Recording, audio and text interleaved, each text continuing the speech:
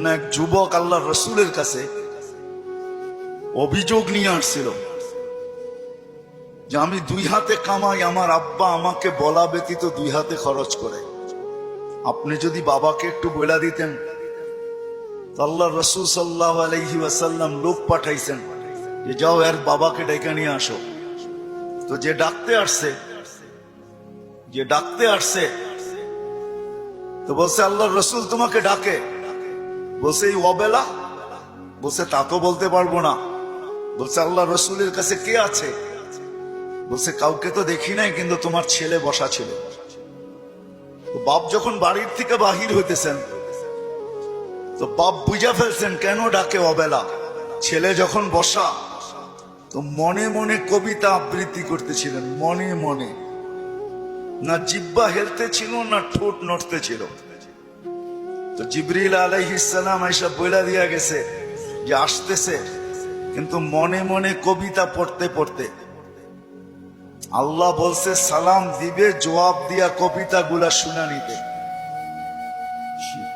তো বাবা যখন সালাম দিয়া ঢুকছেন তো আল্লাহ রসুল বলছে কবিতা শোনাও। তো সাহাবী রসুল বলতেছিল মান আখবারাক, আপনাকে কে খবর দিল? আমি তো জিহ্বাও হেলাই নাই, ঠোঁটও নাড়াই নাই, মনে মনে পড়তেছিলাম।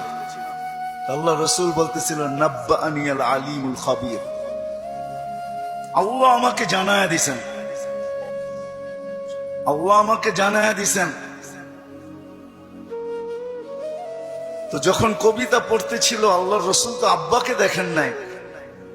পেটে আসতে দেরি, আব্বা দুনিয়ার থেকে যাইতে দেরি করেন নাই। বিরাট বড় একটা শূন্যতা ভিতরে ছিল। বাপ দেখাও তো একটা বিষয়, বাপকে দেখেন নাই বিদায় ভিতরে একটা শূন্যতা ছিল। তো বৃদ্ধ কবিতা পড়তেছিল আর আল্লাহ রসুল চোখের পানি জড়াইতেছিলেন। কবিতা অনেক লম্বা, আমি দুই একটার তর্জমা শুনাই আপনাদেরকে। বৃদ্ধ বলতেছিল মনে বড় আশা ছিল, একা আছি, দুইজন কবে হব? হয়ে গেলাম দুইজন। তো দুজনেরই আশা জাগলো যে আমাদের কুল ভরবে কবে। আল্লাহ কোলো বইড়া দিল যেদিন তুমি আসলে। তো দুইজনই ভাবলাম যে আমাদের আর বাঁচার দরকার নাই, এখন বাঁচবো তো সন্তানের জন্যই বাঁচবো। সত্য এটাই, কিন্তু মা বাবা সন্তানের জন্যই বেঁচে থাকে, সন্তানের জন্য বেঁচে থাকে। বলে আমরা তোমার জন্যই বাঁচতেছিলাম, আমরা বুড়া হইতেছিলাম, তুমি জোয়ান হইতেছিলা, আমার সবকিছু তোমার ভিতরে যেতেছিল। একদিন তুমি পায়ের উপরে দাঁড়ায় গেলা, কামাইতে শুরু করলাম, আমি বুড়া হইলাম। তো বাপের বড় আফসোস ছিল যে তুমি আমাকে বাপ না মনে করতে, একজন হিতাকাঙ্ক্ষীও তো ভাবতে পারতে। তুমি আজকে আল্লাহ রসুলের কাছে আমার বিরুদ্ধে অভিযোগ দিলে। আল্লাহ রসুল পুরা কবিতা শোনার পরে যুবকের কলার দ্বারা বলতেছিল কুম ওঠ, আনতা ওয়া মালুকা লি আবিকা, তুমি আর তোমার মাল তোমার বাপের, বাপের বিরুদ্ধে অভিযোগ। আমার প্রশ্ন যেটা ছিল যে দিন আমাদের জন্য কেন? আজকে যদিও আমরা ভাবি না, চিন্তা করি না যে দিন আল্লাহ আমাকে কেন দিলেন, দিনের পরিবেশ আমার জন্য কেন প্রয়োজন,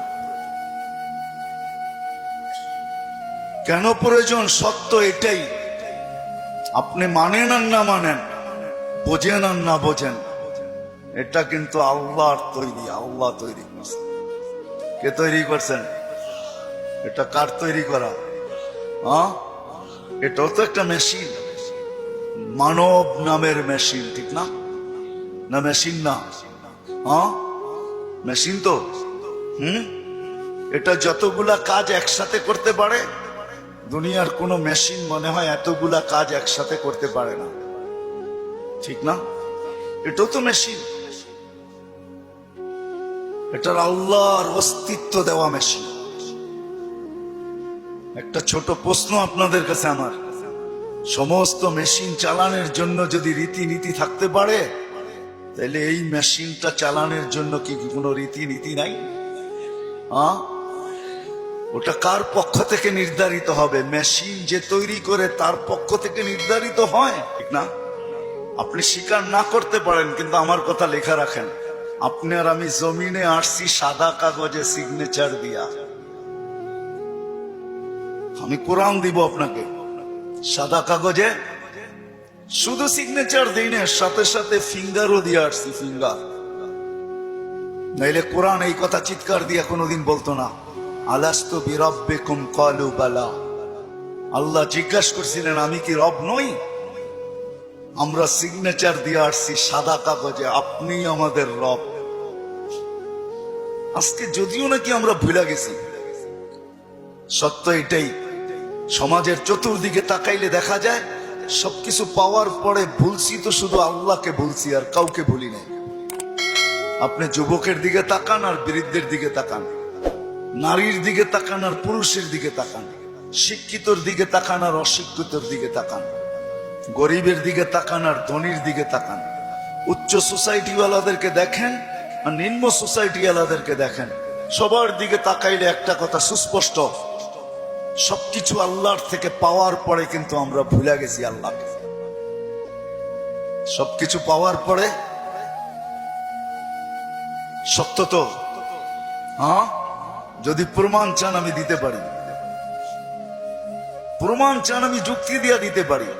বলেন ডেলি অক্সিজেন নেন কার? কি অক্সিজেন দেয় আমাদেরকে? হ্যাঁ মানেন?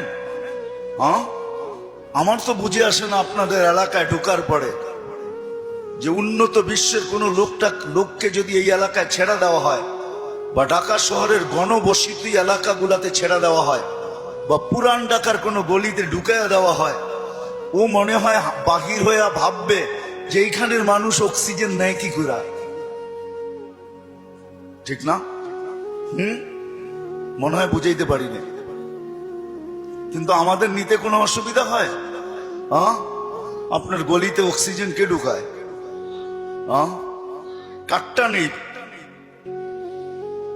প্রতিদিন কার অক্সিজেন কতটুকু নেই জানি?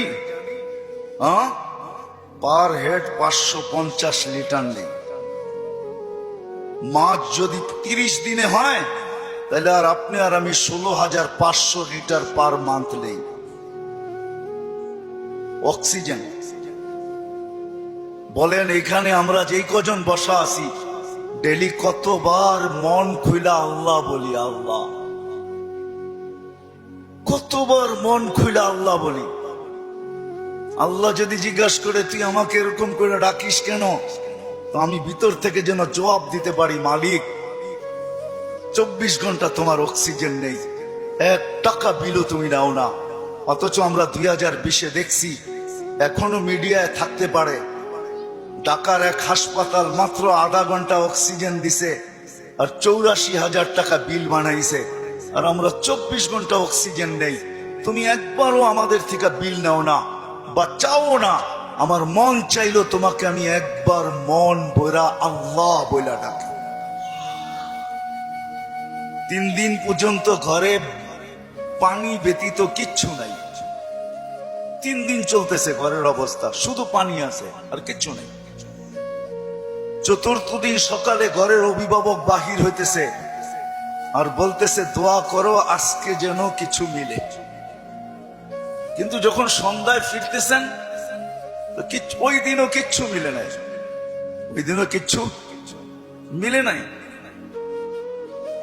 কিন্তু ঘরের মহিলা বারবার রাস্তা দেখতেছেন যে আজকে কিছু মিলবে হয়তো, কিন্তু সন্ধ্যাবেলা যখন ঘরের পর্দা উঠায় দেখতেছেন আসতেছে, কিন্তু চেহারাটা মলিন, হাত দুইটা খালি। নাম পরে বলবো আমি। যখন একবারে ঘরের কাছে চলে আসছে, এখন আর আওয়াজ, পর্দা নষ্ট হবে না, তো আওয়াজ দিছেন আলী। বুঝছেন তো? আলী রাদিয়াল্লাহু তাআলা আনহুর কথা বলতেছি। ফাতেমা রাদিয়াল্লাহু তাআলা আনহা আওয়াজ দিছেন আলী। তো চোখে চোখ পড়ছে, তো জিজ্ঞাসা করছে চেহারা মলিন কেন? বলছে আজকেও কিছু মিলে নাই। তো ঘরের মহিলা বলতেছে ওয়াজাদনা শাকারনা লাম নাজি সাবারনা। পাবো তো শুকরিয়া আদায় করব না, পাবো তো সবর করব। দুনো অবস্থায় আল্লাহ আমাদের সাথে। আর আলী এটা জানো, আল্লাহ যাদের সাথে থাকে তাদের চেহারা মলিন হওয়ার শোভা পায় না। একটু ভাবেন না, একটু ভাবেন না।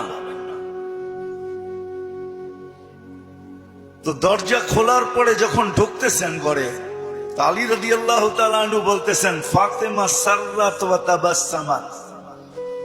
ফাতেমা মুস্কি মুস্কি হাসতেছিল। চতুর্থ দিনের ক্ষুধার্ত। এটা ওই দিনের কাহিনী যেই দিন হাসান হোসাইনকে আল্লাহর রাসূল জিহ্বা চোষায়া খিদা নিবারণ করাইছেন। ওই দিনের কাহিনী বলতেছি আমি। কিন্তু স্বামী এমনি তো মনটা খারাপ, স্ত্রী মলম দিতেছেন, সেও যদি চেহারা খারাপ করে তাহলে চেহারাটা আরো ভাঙ্গা পড়বে, দিলে আরো ব্যথা পাবে। তো প্রথম সান্ত্বনা দিছে, আলী পাবো তো শুকরিয়া আদায় করব, না পাবো তো সবর করব। দুনো অবস্থা আল্লাহ আমাদের সাথে। আমাদের জন্য শোভা পায় না যাদের সাথে আল্লাহ থাকে চেহারা মলিন হোক। স্বামী যখন ঘরে ঢুকতেছেন, আলী রাদিয়াল্লাহু তাআলা আনহু বলতেছে, ফাতেমা সাররাত ওয়া তাবাসসামাত। ফাতেমা মুস্কি মুস্কি হাসতেছিল, আমার আগমনে খুশিতে নাচতেছিল। আলী রাদিয়াল্লাহু তাআলা আনহু বলতেছেন, আমি আর নিজেকে ধরে রাখতে পারি না। তো আমি কাঁধে হাত রাখা দোয়া দিতেছিলাম, রহিমাল্লাহ, আল্লাহ তোমার উপরে রহমত নাযিল করো। বলেন এই সম্পর্কটা কতটুকু সুখী?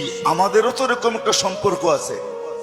যদি আমরা তুলনা করি তাহলে ওই সম্পর্কটা কতটুকু সুখী, আমরা কতটুকু সুখী। আমি কিন্তু অনেকগুলা জিনিস দেখায় বুঝাইতে চাইতেছি। এজন্যই আমার কথা শুরুটা ছিল যে একক শ্রেষ্ঠ মানুষ, যেটা সৃষ্টির ভিতরে সবচেয়ে বড় সেরা, এই মানুষটার ভাবা উচিত যে আল্লাহ দিন আমাকে কেন দিলেন, দিনের পরিবেশ আমার জন্য কেন প্রয়োজন, আর কোন সৃষ্টির জন্য দিনের পরিবেশ নাই কেন। এটা ভাবা উচিত, চিন্তা করা উচিত। আমি কয়েকটা উদাহরণ দিলাম, হাজারও দেওয়া যাবে। অথচ মুসা আলাইহিস সালাম আল্লাহকে জিজ্ঞাসা করছেন, আমার জান্নাতের বন্ধুকে? তা আল্লাহ বলে কসাই। মুসা আলাইহিস সালাম ঠিকানা চাইছেন যে আমার জানা দরকার, কসাই এত বড় উচ্চ মর্যাদায় কি করে উঠলো, কি কাজের বিনিময়ে উঠলো যে আমার জান্নাতের বন্ধু হবে। তো মুসা আলাইহিস সালাম যায় দেখছেন, পুরা কাহিনীকে আমি শর্ট করতেছি, যে কসাই যখন সকালে বাড়ির থেকে বাহির হয় দোকানের উদ্দেশ্যে, তো বৃদ্ধা মার পরিপূর্ণ সেবা করা তারপরে দোকানে আসে। আবার যখন ফিরা যায়, মার মতো সত্তাকেও বৃদ্ধাশ্রমে রেখা আসে, বাবার মতো ব্যক্তিত্বকেও বৃদ্ধাশ্রমে রেখা আসে। ঘরের থেকে বাহির করে, নিজে তো খাটে থাকে, কিন্তু বাবা মাকে গাড়ির গ্যারেজের ভিতরে থাকতে বাধ্য করে। আমি আঙ্গুল দিয়ে দেখাবো না আপনাদেরকে, আমি দেখাইতে পারি, আমার কাছে রিপোর্ট আছে। কিন্তু আমরাও জানি, মানুষ যখন দিন না বোঝে তখনই কিন্তু ভাই ভাইয়ের বিরুদ্ধে। আমি তো বৃদ্ধাশ্রমের কথা বলতেছি। আজকে তো মিডিয়াতে দেখা যায় সন্তান মা বাবাকে 7 টুকরা করে। সত্য তো? কারণটা কি? সে দিন বোঝে নাই, দিনের প্রয়োজনীয়তা মনে করে না, যে দিন আমার জন্য কেন, কেন দিলেন আল্লাহ আমার জন্য দিন। তখনই কিন্তু যা আমরা দেখতেছি বর্তমানে, এগুলা দেখতে হইতেছে এই জন্য যে ভাই ভাইয়ের বিরুদ্ধে কেস করতেছে। সিভিল কেস কিন্তু সমস্ত আপনজন আপনজনের বিরুদ্ধে, প্রতিবেশীর বিরুদ্ধে খুব কম, আপনজনের বিরুদ্ধেই সিভিল কেস, জায়গা জমিন কেস সবচেয়ে বেশি। আপনি 80% কেন 90% পাবেন।